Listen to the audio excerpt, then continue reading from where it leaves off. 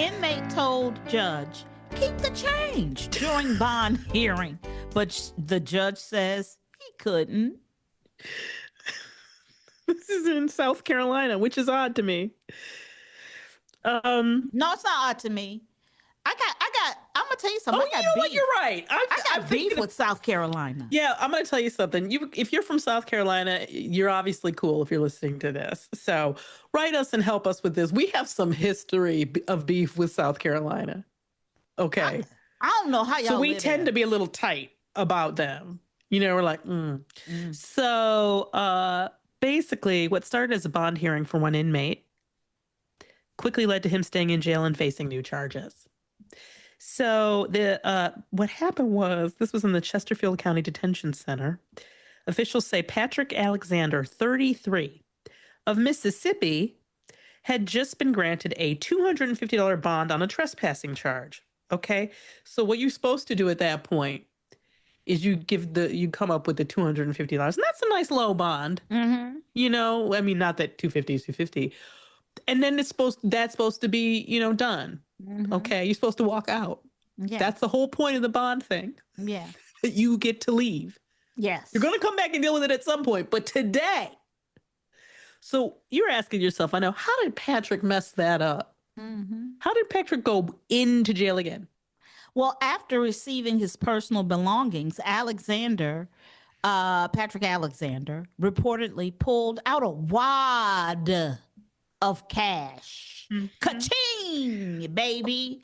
Sorted through it. What I love is he produced a wad of cash, then had the nerve to sort through it and be like, and he peeled off 3 $100 bills, okay, and handed them to the judge, totaling $300, and then had the nerve to tell the judge, keep the change. And he did just like that, like flip, flip, flip, keep the change. First of all, that's not how that works. No. The judge doesn't have a cash register and put in because you got to go out that room generally, and deal with other people. Other people handle. So that was not the way we handle it. And I understand that the drama of it. The problem for Patrick was not just that that's not how it works, but the judge noticed that the bills seemed to have an unusual color. Noticed something was off. And when he looked closer, he reportedly saw Chinese writing on the back of the cash. I mean, really? Really? They then used a counterfeit detection pen, and they established that the bills were indeed fake. I don't think if it has Chinese writing on it, do we have to do any more detection? But no, unless, I will say this, under this regime, it's entirely possible that Trump he's getting, I would think it would say something like Trump is amazing. Right. But the reality here is we all know that hadn't happened. And okay, there's so many things wrong with this. Even if Patrick had just given the fake bills to the people outside or wherever you pay the bond. Run. Yeah, there's a chance, but because he made this big gesture of it and then said, keep the change, everybody's looking at it. Mm-hmm. And the judge was like, yeah, no. I was worried when I was reading the article that he was going to pull drugs out of his pocket or something. But it doesn't matter what he was going to pull out, because what we understand about Patrick, what he pulled out of his pocket is the thing he was rich in. Stupidity. What he pulled out was stupidity. And he said, not only am I not going to leave this jail, I'm going to make it easier for you to keep me. With a much worse crime. That's right. Than trespassing. With a much worse crime.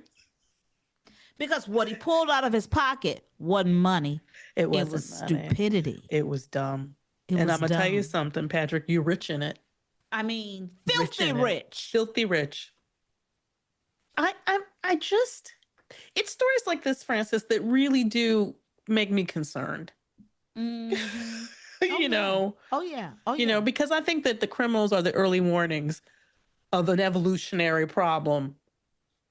You know, we have some kind of a problem, not just in Florida, apparently, but we have some sort of a problem where the stupid like can't be helped No. at all. It's listen. We I have heard that Gen Alpha can't read, and I'm concerned.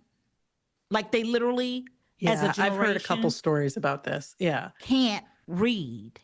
Well, We I are we mean, are raising people who can't read. I'm going to tell you something, Francis, and I know not everybody has agrees with me and hasn't always agreed with me, including you. I think that all these years of telling people that they didn't need to get an education,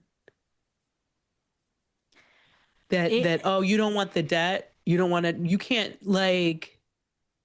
I think that stuff trickles down, and you see, like, you remember, like, missing school was always an issue when you were a kid, and now I feel like people are like, oh, it's just first grade, oh, it's just second grade, oh, it's just, you know, and I know this is a big generalization that isn't true of everyone, but it's I feel like when we devalue these things, we devalue them. yeah.